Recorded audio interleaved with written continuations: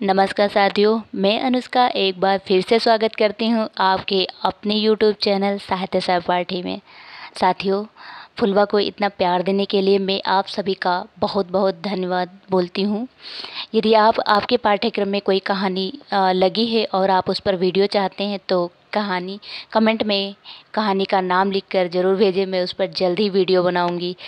तो आज मैं दोस्तों लेकर आई हूँ निर्मल वर्मा जी की कहानी परिंदे। तो कहानी शुरू करने से पहले मैं निर्मल वर्मा जी के जीवन परिचय के महत्वपूर्ण बिंदुओं पर आइए चर्चा कर लेते हैं। निर्मल वर्मा जी का जन्म 3 अप्रैल 1929 को शिमला में हुआ था और इनकी पत्नी का नाम गगन गिल जो एक लेखिका थी।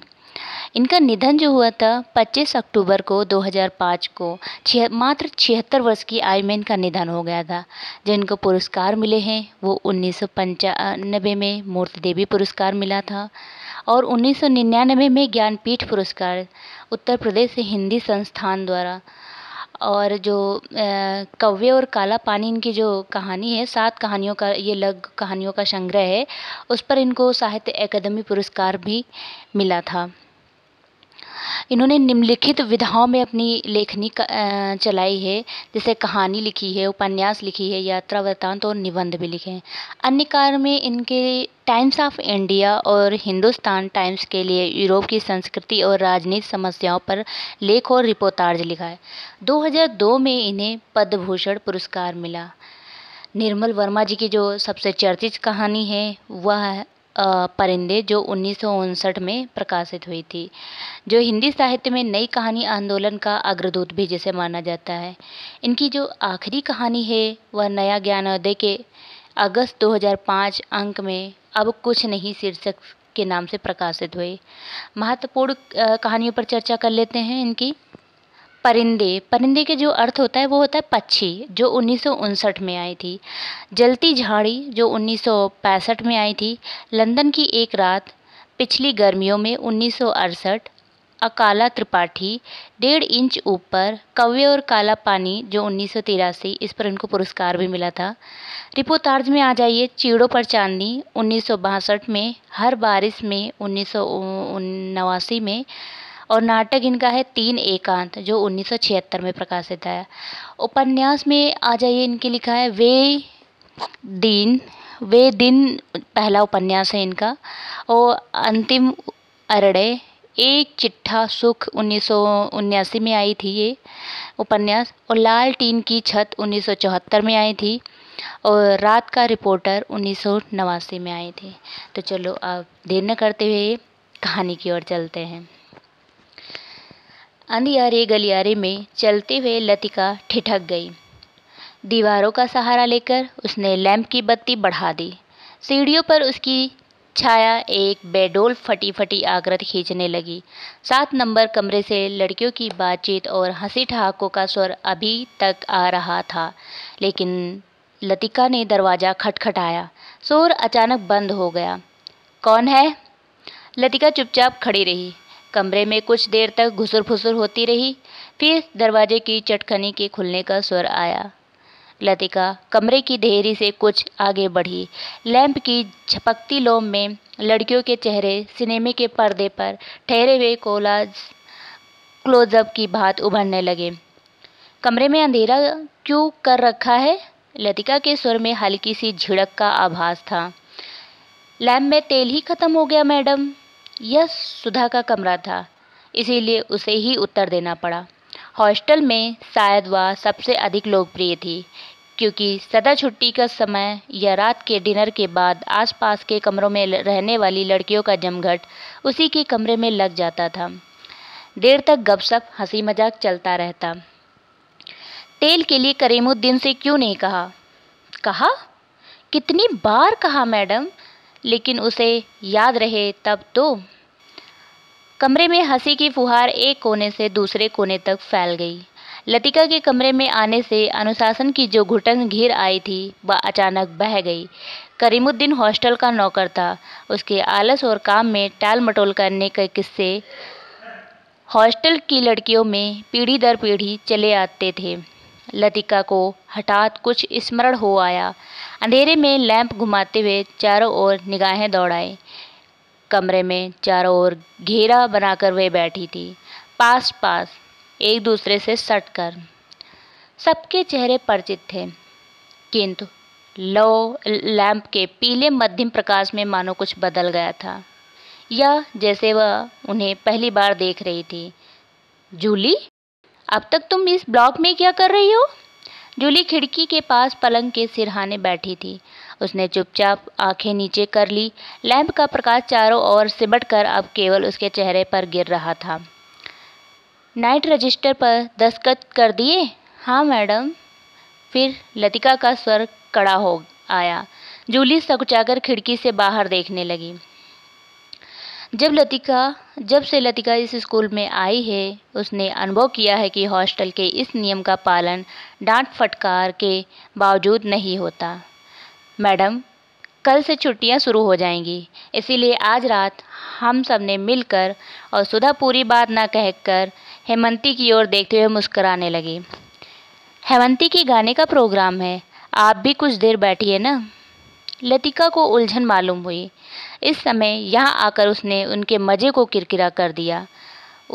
इस छोटे से हिल स्टेशन पर रहते उसे खासा अरसा हो गया, लेकिन कब समय पतझड़ और गर्मियों का घेरा पार कर सर्दियों की छुट्टियों की गोद में सिमट जाता है, उसे कभी याद नहीं रहता।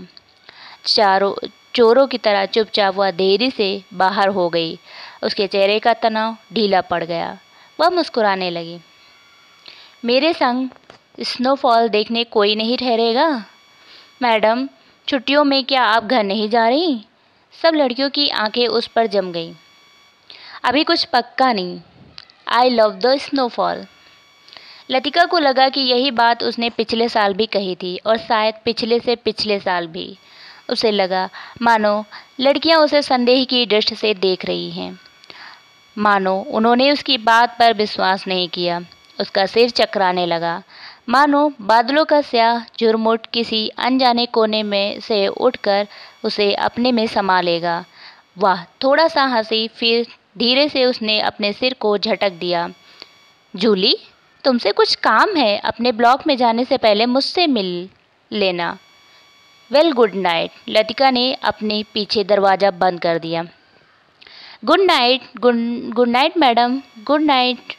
गलियारे की सीढ़ियाँ ना उतरकर लतिका रेलिंग के सहारे खड़ी हो गई। लैंप की बत्ती को नीचे घुमाकर कोने में रख दिया। बाहर धुंध की नीली तहें बहुत घनी हो चली थी। लॉन पर लगे हुए चीड़ के पत्तों की सरसराहट हवा के झोंकों के संग कभी तेज कभी धीमी होकर भीतर व आती थी। हवा में सर्दी का आभास पाकर लतिका के दिमाग में कल से शुरू होने वाली छुट्टियों का ध्यान भटक आया। उसने आंखें मूंद ली। उसे लगा कि जैसे उसकी टांगें बांस की लकड़ियों की तरह उसके शरीर से बंधी हैं, जिनकी गांठें धीरे धीरे खुलती जा रही है। सिर की चकराहट अभी मिटी नहीं थी, मगर अब जैसे वह भीतर न होकर बाहर फैली हुई धुंध का हिस्सा बन गई थी। सीढ़ियों पर बातचीत का स्वर सुनकर लतिका जैसे सोते से जगी। साल को कंधों पर समेट और लैंप उठा लिया। डॉक्टर मुखर्जी मिस्टर हुवर्ट के संग एक अंग्रेजी धुन गुनगुनाते हुए ऊपर आ रहे थे। सीढ़ियों पर अंधेरा था और हुवर्ट को बार बार अपनी छड़ी से रास्ता टटोलना पड़ता था। लतिका ने 2-4 सीढ़ियाँ उतरकर लैंप को नीचे झुका दिया। Good evening doctor, good evening mister Hubert. Thank you miss Latika. Hubert ने स्वर में कृतज्ञता का भाव था। करने से उसकी सांस तेज हो रही थी और वह दीवार से लगे हुए हाफ रहे थे। लैंप की रोशनी में उनके चेहरे का पीलापन कुछ तांबे के रंग जैसा हो गया था। यहाँ अकेले क्या कर रही हो मिस लतिका? डॉक्टर ने होठों के भीतर से सीटी बजाई। चेकिंग करके लौट रही थी। आज इस वक्त ऊपर कैसे आना हुआ मिस्टर हुवर्ट? हुवर्ट ने मुस्कुराकर अपनी छड़ी डॉक्टर के कंधों से छुआ दी। इनसे पूछो, यही मुझे ज़बरदस्ती घसीट लाए हैं।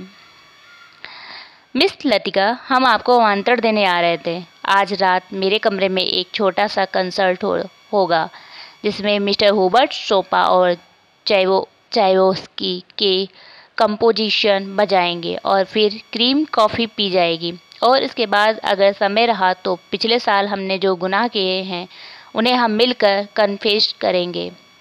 डॉक्टर मुखर्जी के चेहरे पर उभरी मुस्कान खेल गई। डॉक्टर, मुझे माफ़ करें, मेरी तबीयत कुछ ठीक नहीं है। चलिए, यह ठीक रहा, फिर तो आप वैसे भी मेरे पास आती। डॉक्टर ने धीरे से लतिका के कंधों को पकड़कर अपने कमरे की तरफ मोड़ दिया। डॉक्टर मुखर्जी का कमरा ब्लॉक के दूसरे सिरे पर छत से जुड़ा हुआ था। वह आधे बर्मी थे, जिसके चिन्ह उनकी थोड़ी दबी हुई नाक और छोटी छोटी चंचल आंखों से स्पष्ट थे। बर्मा पर जर्मनियों का आक्रमण होने के बाद वह इस छोटे से पहाड़ी शहर में आ बसे थे। प्राइवेट प्रैक्टिस के अलावा वह कॉन्वेंट स्कूल में हाइजीन, फिजियोलॉजी भी पढ़ाया करते थे और इसीलिए उनको स्कूल के हॉस्टल में ही एक कमरा रहने के लिए दे दिया गया था। कुछ लोगों का कहना था कि बर्मा से आते हुए रास्ते में इनकी पत्नी की मृत्यु हो गई, लेकिन इस संबंध में निश्चित रूप से कुछ नहीं कहा जा सकता, क्योंकि डॉक्टर स्वयं कभी अपनी पत्नी की चर्चा नहीं करते। बातों के दौरान डॉक्टर अक्सर कहा करते हैं, मरने से पहले मैं एक बार बर्मा जरूर जाऊंगा, और तब एक क्षण के लिए उनकी आंखों में एक नमी सी आ जाती है। लतिका चाहने पर भी उनसे कुछ पूछ नहीं पाती। उसे लगता है कि डॉक्टर नहीं चाहते कि कोई अतीत के संबंध में उनसे कुछ भी पूछे या सहानुभूति दिखलाए। दूसरे ही क्षण अपनी गंभीरता को दूर ठेलते हुए वह हंस पड़ते, एक सूखी बुझी हुई हंसी। होम सिकनेस ही एक ऐसी बीमारी है जिसका इलाज किसी डॉक्टर के पास नहीं है। छत पर मेज कुर्सियां डाल दी गईं और भीतर कमरे से पार्कोलेटर से कॉफ़ी का पानी चढ़ा दिया गया। सुना है अगले 2-3 वर्षों में यहाँ पर बिजली का इंतजाम हो जाएगा, डॉक्टर ने स्प्रिट लैम्प जलाते हुए कहा। यह बात तो पिछले साल से सुनने में आ रही है। अंग्रेजों ने भी कोई लंबी चौड़ी स्कीम बनाई थी, पता नहीं उसका क्या हुआ, हुबर्ट ने कहा। वह आराम कुर्सी पर लेटा हुआ बाहर लॉन की ओर देख रहा था।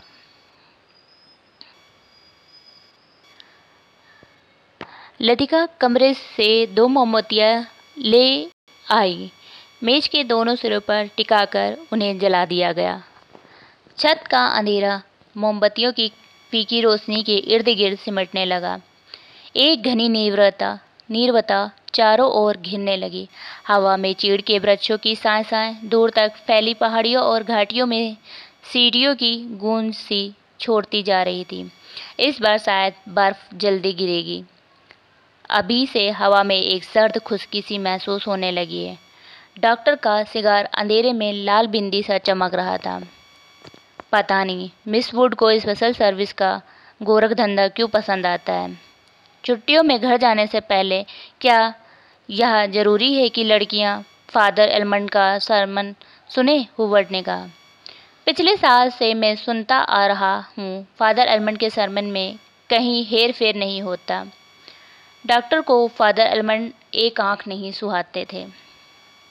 लतिका कुर्सी पर आगे झुककर प्यालों में काफ़ी उड़ेलने लगी। हर साल स्कूल बंद होने के दिन यही 2 प्रोग्राम होते हैं, चैपल में स्पेशल सर्विस और उसके बाद दिन में पिकनिक। लतिका को पहला साल याद आया जब डॉक्टर के संग पिकनिक के बाद वह क्लब गई थी। डॉक्टर बार में बैठे थे। बाल रूम कुमाऊं रेजिमेंट अफसरों से भरा हुआ था। कुछ देर तक बिलियर्ड का खेल देखने के बाद जब वह वापस बार की ओर आ रहे थे तब उन्होंने दाईं ओर क्लब की लाइब्रेरी में देखा, मगर उसी समय डॉक्टर मुखर्जी पीछे से आ गए थे। मिस लतिका, यह ग्रीस नेगी हैं। बिलियर्ड रूम से आते हुए हंसी ठहाकों के बीच वह कुछ ठहर गया था। वह किसी किताब के बीच में उंगली रखकर लाइब्रेरी की खिड़की से बाहर देख रहा था। हेलो डॉक्टर, वह पीछे मुड़ा। तब उस क्षण न जाने क्यों लतिका का हाथ कांप गया और कॉफी की गर्म बूंदें उसकी साड़ी पर छलक आई। अंधेरे में किसी ने नहीं देखा कि लतिका के चेहरे पर एक उनीदा रीतापन घिर आया है। हवा के झोंकों से मोमबत्तियों की लौ फड़कने लगी। छत से भी ऊंची काठगोदाम जाने वाली सड़क पर यूपी रोडवेज की आखिरी बस डाक लेकर जा रही थी। बस की हेडलाइट्स में आसपास फैली हुई झाड़ियों की छायाएं घर की दीवार पर सरकती हुई गायब होने लगी। मिस लतिका, आप इस साल भी छुट्टियों में यही रहेंगी? डॉक्टर ने पूछा। डॉक्टर का यह सवाल हवा में टंगा रहा। उसी क्षण पियानो पर सोपा का नॉकटर्न हुबर्ट की उंगलियों के बीच से फिसलता हुआ धीरे धीरे छत के अंधेरे में घुलने लगा, मानो जल पर कोमलता स्वप्निल उर्मियों भंवरों का झिलमिलाता जाल बुनती हुई दूर दूर किनारों तक फैलती जा रही हो। लतिका को लगा जैसे कहीं बहुत दूर बर्फ की चोटियों से परिंदों के झुंड नीचे अनजाने देशों की ओर उड़े जा रहे हैं। इन दिनों अक्सर उसने अपने कमरे की खिड़की में उन्हें देखा है। धागे में बंधे चमकीले लट्टुओं की तरह वे एक लंबी टेढ़ी मेढ़ी कतार में उड़े जाते हैं, पहाड़ों की सुनसान निर्भरता से परे उन विचित्र शहरों की ओर जहाँ शायद वह कभी नहीं जाएगी। लतिका आर्म चेयर पर ऊँघने लगी। डॉक्टर मुखर्जी का सिंगार अंधेरे में चुपचाप जल रहा था। डॉक्टर को आश्चर्य हुआ कि लतिका ने न जाने क्या सोच रही है, और लतिका सोच रही थी कि क्या वह बूढ़ी होती जा रही है। उसके सामने स्कूल की प्रिंसिपल मिस वुड का चेहरा घूम गया। पोपला मुंह, आंखें के नीचे झूलती हुई मांस की थैलियाँ, जरा जरा सी बात पर चिढ़ जाना, कर्कश आवाज में चीखना, सब उसे ओल्ड मैड कहकर पुकारते हैं। वह भी हूबहू वैसी ही बन जाएगी। लतिका के समूचे शरीर में झुरझुरी सी दौड़ गई, मानो अनजाने में उसने किसी गलीज वस्तु को छू लिया हो। उसे याद आया, कुछ महीने पहले अचानक उसे हुबर्ट का प्रेम पत्र मिला था। भावुक याचना से भरा हुआ पत्र, जिसमें उसने न जाने क्या कुछ लिखा था जो कभी उसकी समझ में नहीं आया। उसने हुबर्ट की इस बचकाना हरकत पर हंसी आई थी, किंतु भीतर ही भीतर प्रसन्नता भी हुई थी। उसकी उम्र अभी बीती नहीं है, अब भी वह दूसरों को अपनी ओर आकर्षित कर सकती है। हुबर्ट का पत्र पढ़कर उसे क्रोध नहीं आया, आई थी कोमल केवल ममता। वह चाहती थी तो उसकी गलतफहमी को दूर करने में देर न लगाती, किंतु कोई सख्त उसे रोके रहती है। उसके कारण अपने पर विश्वास रहता है। अपने सुख का भ्रम मानो हुबर्ट की गलतफहमी से जुड़ा है। हुबर्ट क्यों? वह क्या किसी को भी चाह सकेगी उस अनुभूत के संग जो अब नहीं रही, जो छाया सी उस पर मंडराती रहती है, न स्वयं मिटती है न उसे मुक्त दे पाती है। उसे लगा जैसे बादलों का झुरमुट फिर उसके मस्तिष्क पर धीरे धीरे छाने लगा है। उसकी टांगें फिर निर्जीव शिथिल सी हो गई हैं। वह झटके से उठ खड़ी हुई। डॉक्टर, माफ़ करना, मुझे बहुत थकान सी लग रही है। बिना वाक्य पूरा किए ही वह चली गई। कुछ देर तक टेरेस पर निस्तब्धता छाई रही। मोमबत्तियाँ बुझने लगी थी। डॉक्टर मुखर्जी ने सिंगार का नया कस लिया। सब लड़कियां एक जैसी होती है, बेवकूफ़ और सेंटिमेंटल। हुबर्ट की उंगलियों का दबाव पियानो पर ढीला पड़ता गया। अंतिम धुन की झिझकी सी गूंज कुछ क्षणों तक हवा में तिरती रही। डॉक्टर, आपको मालूम है, मिस लतिका का व्यवहार पिछले कुछ अरसे से अजीब सा लगता है। हुबर्ट के स्वर में लापरवाही का भाव था। वह नहीं चाहता था कि डॉक्टर को लतिका के प्रति उसकी भावनाओं का आभास मात्र भी मिल सके। जिस कोमल अनुभूत को वह इतने समय से संजोता आया है, हुबर्ट उसे हंसी के एक ही ठहाके में उपहासास्पद बना देगा। क्या तुम नियति में विश्वास करते हो? हुबर्ट, डॉक्टर ने कहा। हुबर्ट दम रोके प्रतीक्षा करता रहा। वह जानता था कि कोई भी बात कहने से पहले डॉक्टर को फिलासोफाइज करने की आदत थी। डॉक्टर टेरेस के जंगल से सट कर खड़ा हो गया। फीकी सी चांदनी में चीड़ के पेड़ों की छायाएं लॉन पर गिर रही थी। कभी कभी कोई जुगनू अंधेरे में हरा प्रकाश छिड़कता हवा में गायब हो जाता था। मैं कभी कभी सोचता हूँ, इंसान जिंदा किस लिए रहता है? क्या उसे कोई और बेहतर काम करने को नहीं मिलता?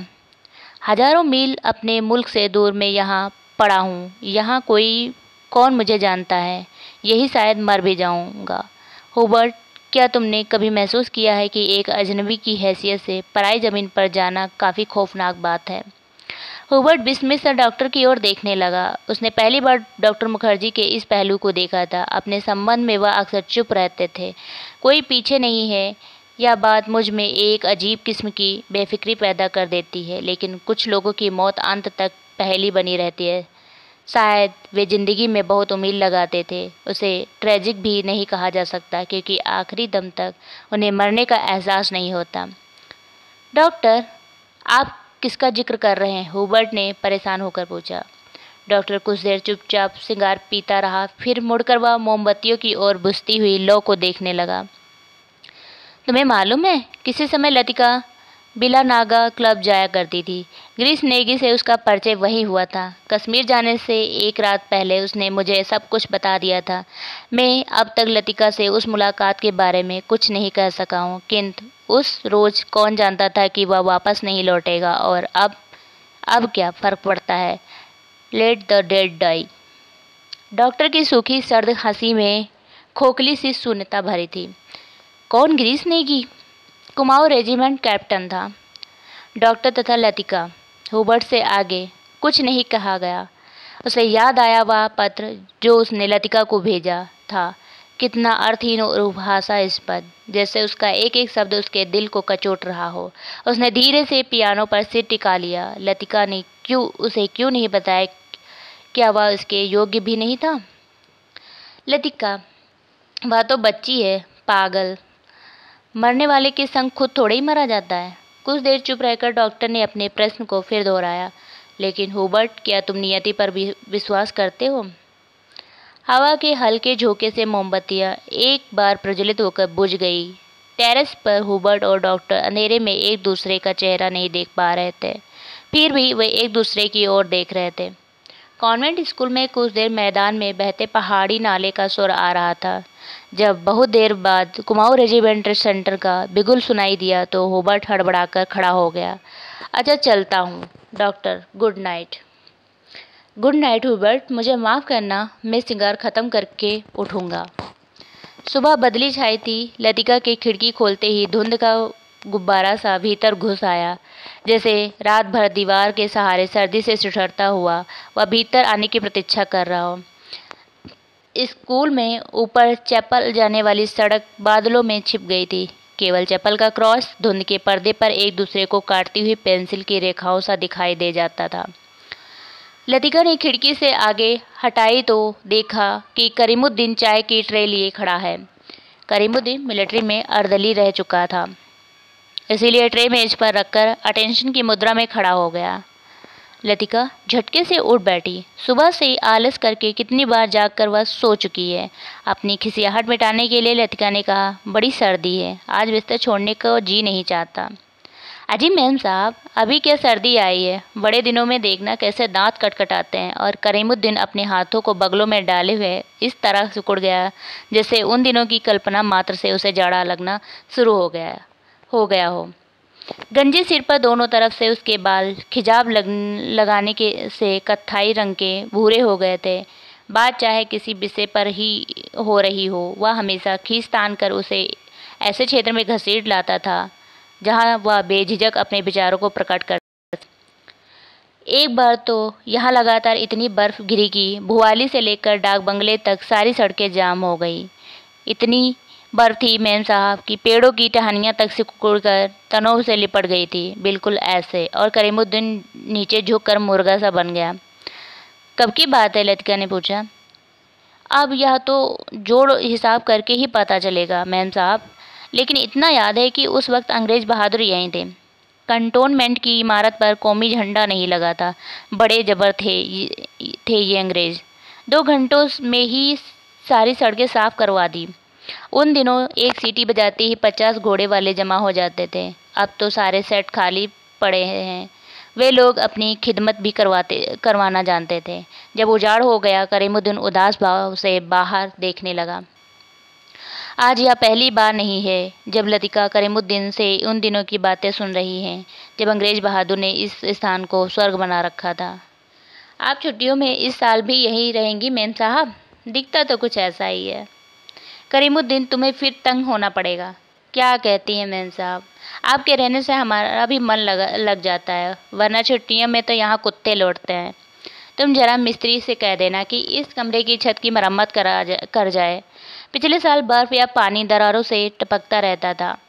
लतिका को याद आया कि पिछली सर्दियों में जब कभी बर्फ़ गिरती थी तो उसे पानी से बचने के लिए रात भर कमरे के कोने में सिमट कर सोना पड़ता था। करीमुद्दीन चाय की ट्रे उठाता हुआ बोला, हुबर्ट साहब तो कल ही चले जाएंगे। कल रात उनकी तबीयत फिर खराब हो गई थी। आधी रात के वक्त मुझे जगाने आए थे। कहते थे छाती में तकलीफ़ है, उन्हें यह मौसम नहीं रास आता। कह रहे थे लड़कियों की बस में ही वह भी कल ही चले जाएंगे। करीमुद्दीन दरवाज़ा बंद करके चला गया। लतिका की इच्छा हुई कि वह हुबर्ट के कमरे में जाकर उनकी तबीयत की पूछताछ कराए, किंतु फिर न जाने क्यों स्लीपर पैरों में टंगे रहे और वह खिड़की के बाहर बादलों को उमड़ता हुआ देखती रही। हुबर्ट का चेहरा उसे देखकर सहमा सा दयनीय हो जाता है। तब लगता है कि वह अपनी मुख निरी याचना में उसे कोस रहा है। न वह उसकी गलतफहमी को दूर करने का प्रयत्न कर पाती, न उसे अपनी व्यवस्था की सफाई देने का साहस होता। उसे लगता कि वह इस जाले से बाहर निकलने के लिए वह धागे के जिस सिर को पकड़ती है वह खुद एक गार्ड बनकर रह जाता है। बाहर बूंदाबांदी होने लगी थी। कमरे की बाहर बूंदाबांदी होने लगी थी। कमरे की टीन की छत खटखट बोलने लगी थी। लतिका पलंग से उठकर खड़ी हुई, बिस्तर को तहक कर बिछाया, फिर पैरों में स्लीपर को घसीटते हुए बड़े आईने तक आई और उसके सामने स्टूल पर बैठकर बालों को खोलने लगी। किंतु कुछ देर तक कंघी बालों में ही उलझी रही और वह गुमसुम हो शीशे में अपना चेहरा ताकती रही। करीमुद्दीन को यह कहना याद ही नहीं रहा कि धीरे धीरे आग जलाने की लकड़ियाँ जमा कर ले। इन दिनों सस्ते दामों पर सूखी लकड़ियाँ मिल जाती हैं। पिछले साल तो कमरा धुएं से भर जाता था, जिसके कारण कपाते जाड़े में भी उसे खिड़की खोलकर ही सोना पड़ता था। आईने में लतिका ने अपना चेहरा देखा। वह मुस्कुरा रही थी। पिछले साल अपने कमरे की सीलन और ठंड से बचने के लिए कभी कभी वह मिस वुड के खाली कमरे में चोरी चुपके सोने चली जाया करती थी। मिस वुड का कमरा बिना आग के भी गर्म रहा करता था। उनके गदोले सोफे पर लेटते ही आंख लग जाती थी। कमरा छुट्टियों में खाली पड़ा रहता था, किंतु मिस वुड में इतना नहीं होता कि वह 2 महीने के लिए उसके कमरे हवाले कर जाए। हर साल कमरे में ताला ठोक जाती। वह तो पिछले साल गुसलखाने से भीतर की सांकल देना भूल गई थी, जिसे लतिका चोर दरवाजे के रूप में इस्तेमाल करती थी। पहले साल अकेले में उसे बड़ा डर सा लगा था। छुट्टियों में सारे स्कूल और हॉस्टल के कमरे साए करने लगते थे। डर के मारे उसे जब कभी नींद नहीं आती थी तब वह करीमुद्दीन को रात में देर तक बातों में उलझाए रखती। बातों में जब वह खोई सी सो जाती, करीमुद्दीन लैम्प बुझाकर चला जाता। कभी कभी बीमारी का बहाना करके वह डॉक्टर को बुलवा भेजती और बाद में बहुत जिद करके दूसरे कमरे में उनका बिस्तर लगवा देती। लतिका ने कंधों से बालों का गुच्छा निकाला और उसे बाहर फेंकने के लिए वह खिड़की के पास आ खड़ी हुई। बाहर छत की ढलान से बारिश के जल की मोटी सी धार बराबर लॉन पर गिर रही थी। मोटी सी धार बनाकर लॉन पर गिर रही थी। मेघाच्छन्न आकाश में सरकते हुए बादलों के पीछे पहाड़ियों के झुंड कभी उभरते आते थे, कभी छिप जाते थे, मानो चलती ट्रेन से कोई उन्हें देख रहा हो। लतिका ने खिड़की से सिर बाहर निकाल लिया। हवा के झोंके से उसकी आंखें झप गई। उसे जितने काम याद आते थे उतने ही आलस घना हो जाता था। बस की सीटें रिजर्व करवाने के लिए 84 रुपये देने हैं। जो सामान हॉस्टल की लड़कियां पीछे छोड़ जा रही हैं उन्हें गोदाम में रखवाना होगा। कभी कभी तो छोटी सी क्लास की लड़कियों के साथ पैकिंग करवाने का काम में भी उसे हाथ बटाना पड़ता था। वह इन कामों में उबती नहीं। धीरे धीरे वह सब निपटते जाते हैं। कोई गलती इधर उधर रह जाती तो बाद में सुधर जाती। हर काम में किचकिच करती है, परेशान और दिक्कत होती है, किंतु देर सबेर उसे छुटकारा मिल ही जाता है। किंतु जब लड़कियों की आखिरी बस चली जाती तब मन उचाट सा हो जाता। खाली कॉरिडोर में घूमती हुई वह कभी इस कमरे में जाती और कभी उसमें। वह नहीं जान पाती कि अपने में क्या करे। दिल कहीं भी नहीं टिक पाता, हमेशा भटका भटका सा रहता है। इन सब के बावजूद वह कोई सहज भाव से पूछ बैठता है, मिस लतिका, छुट्टियों में आप घर नहीं जा रही? तब वह क्या कहे। Ding dong ding. Special service के लिए स्कूल चप्पल के घंटे बजने लगे। लतिका ने अपना सिर खिड़की के बाहर कर लिया। उसने झटपट साड़ी उतारी और पेटीकोट में ही कंधे पर तौलिया डाल गुसलखाने में घुस गई। Left right left left. Cantonment जाने वाली पक्की सड़कों पर 4-4 की पंक्ति में कुमाऊं रेजिमेंट के सिपाही एक टुकड़ी मार्च कर रही थी। फौजी बूटों की भीतर और खुरदरी आवाज़ स्कूल चैपल की दीवारों से टकराकर भीतर प्रेयर हॉल में गूंज रही थी। Blessed are the meek, father Elmond एक एक शब्द चबाते हुए खंखारते सुर में सरमन ऑफ द माउंट पढ़ रहे थे। ईसा मसीह की मूर्ति के नीचे कैंडलब्रियम के दोनों ओर मोमबत्तियां जल रही थी, जिनका प्रकाश आगे बैठी लड़कियों पर पड़ रहा था। पिछली लाइनों की बेंचें अंधेरे में डूबी हुई थी, जहां लड़कियां प्रार्थना की मुद्रा में बैठी हुई सिर झुकाए एक दूसरे से घुसर पुसर कर रही थी। मिस वुड स्कूल सीजन के सफलतापूर्वक समाप्त हो जाने पर विद्यार्थियों और स्टाफ सदस्यों को बधाई का भाषण दे चुकी थी और अब फादर के पीछे बैठी हुई अपने में ही कुछ बुड़बुड़ा रही थी, मानो धीरे धीरे फादर को प्रॉम्प्ट कर रही हूँ।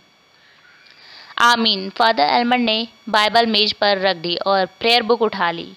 हाल की खामोशी क्षण भर के लिए टूट गई। लड़कियों ने खड़े होते हुए जानबूझकर बेंचों को पीछे ढकेला। बेंचें फर्श पर रगड़ खाकर सीटी बजाती हुई पीछे खिसक गई। हाल के कोने में हंसी फूट पड़ी। मिस वुड का चेहरा तन गया, माथे पर भ्रुकुटियां चढ़ गई, फिर अचानक निस्तब्धता छा गई। हॉल के उस घुटे हुए धुंधलके में फादर का तीखा फटा हुआ स्वर सुनाई देने लगा। Jesus said, I am the light of the world, They that followeth me shall not walk in darkness, but shall have the light of the light. Doctor Mukherjee ने ऊब और अकुलाहट से भरी जमनाहाई ली। कब यह किस्सा खत्म होगा? उसने इतने ऊंचे स्वर में लतिका से पूछा कि वह सकुचा कर दूसरी ओर देखने लगी। इस डॉक्टर मुखर्जी के होठों पर व्यंग्यात्मक मुस्कान खेलती रही और वह धीरे धीरे अपनी मूछों को खींचता रहा। फादर एलमंड की वेशभूषा देखकर लतिका के दिलों में गुदगुदी सी दौड़ गई। जब वह छोटी थी तो अक्सर यह बात सोच कर विस्मित हुआ करती थी कि क्या पादरी लोग सफ़ेद चोंगे के नीचे कुछ नहीं पहनते। अगर धोखे से वह ऊपर उड़ जाए तो लेफ्ट लेफ्ट लेफ्ट मार्च करते हुए फौजी बूट चप्पल से दूर जाते होते जा रहे थे। केवल उनकी गूंज हवा में शेष रह गई थी। हिंग नंबर 117। फादर ने प्रार्थना पुस्तक खोलते हुए कहा। हाल में प्रत्येक लड़की ने डेस्क पर रखी हुई हिम बुक खोल ली।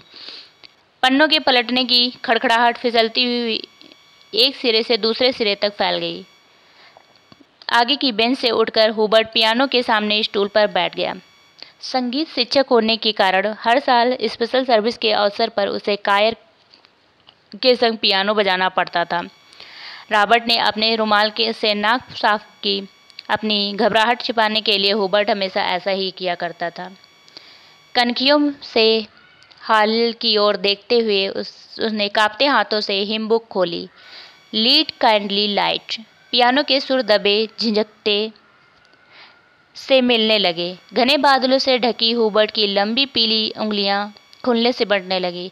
कायर में गाने वाली लड़कियों के स्वर एक दूसरे से गुदकर कोमल स्निग्ध लहरों में बिंद गए।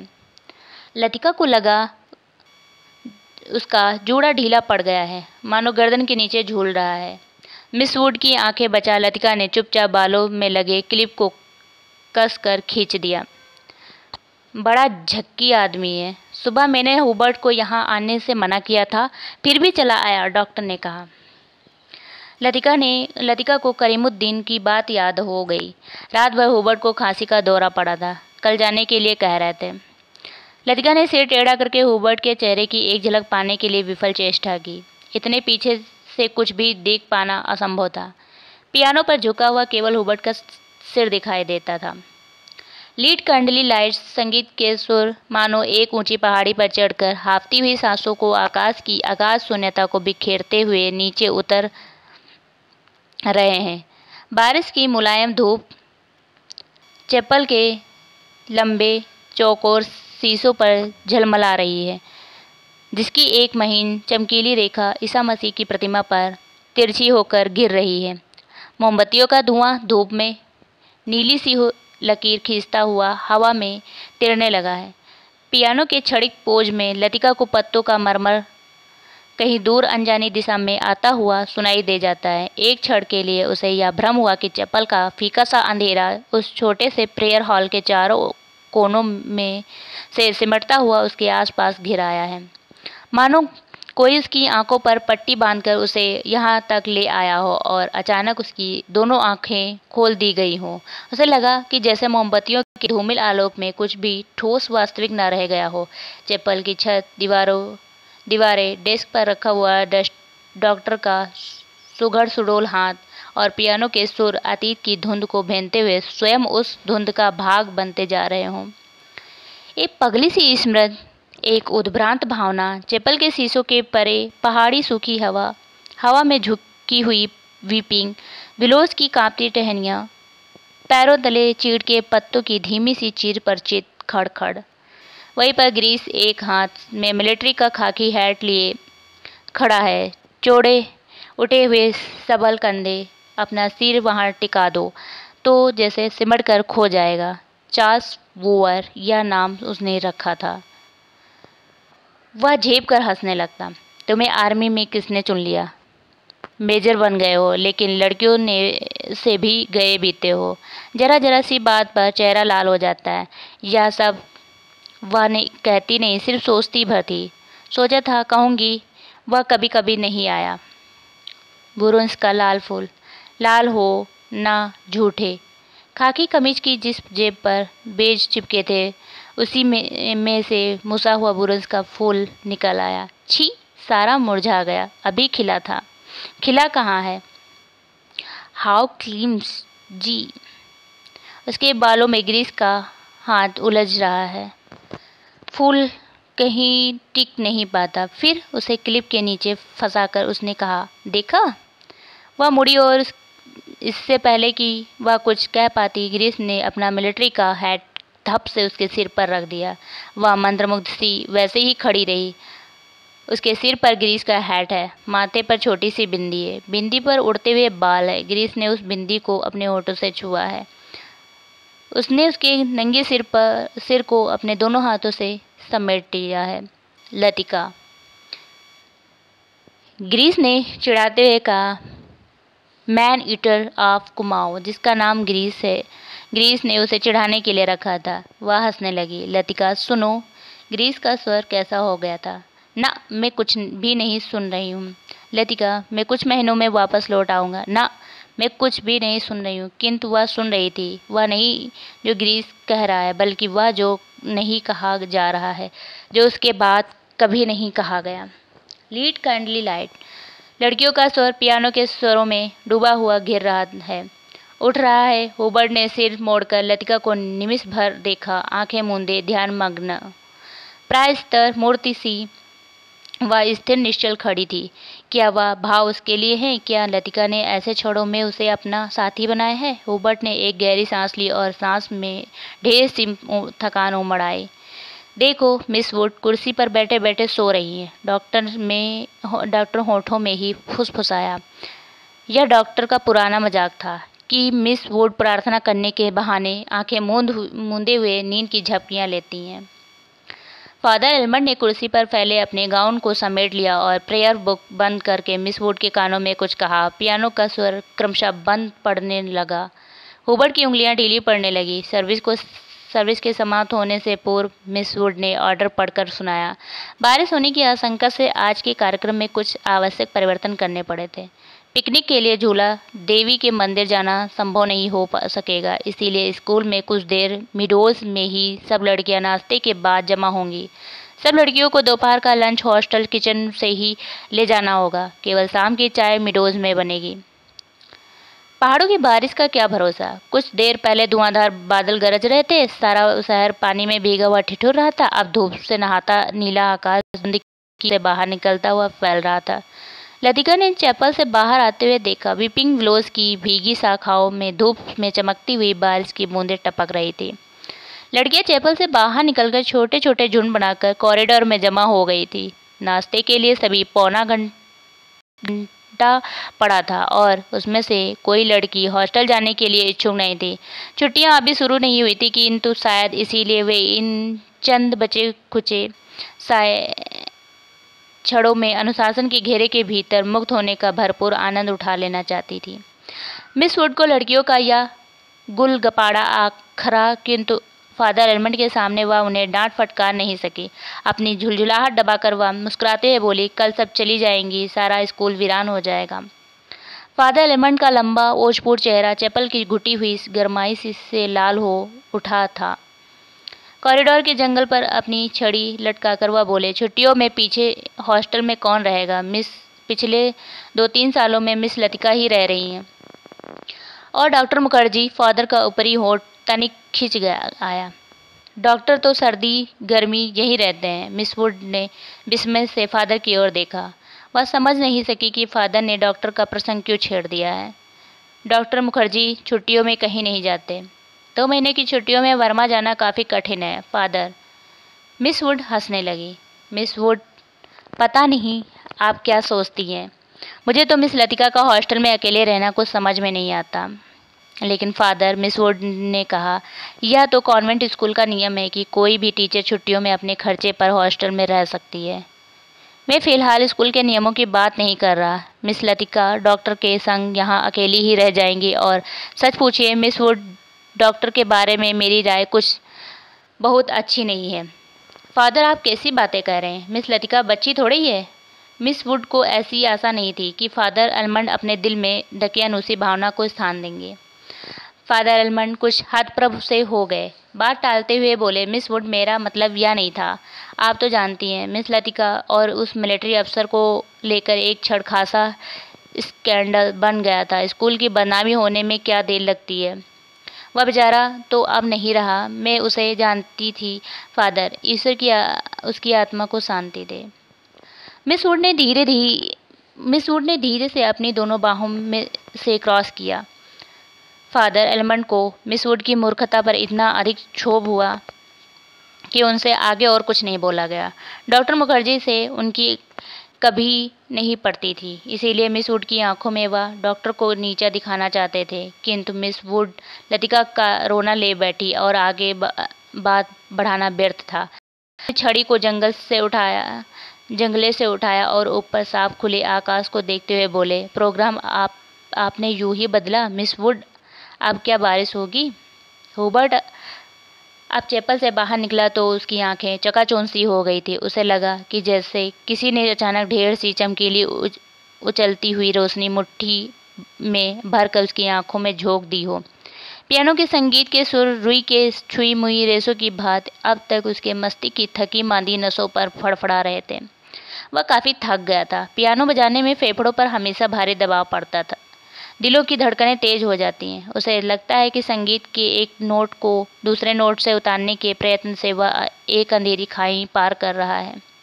आज चैपल में मैंने जो महसूस किया वह कितना रहस्यमय, कितना विचित्र था। हुबर्ट ने सोचा। मुझे लगा पियानो का हर नोट चिरंतन खामोशी की अंधेरी खो में निकल कर बाहर फैली नीली धुंध को काटता तराशता हुआ एक भूला सा अर्थ खींच लाता है।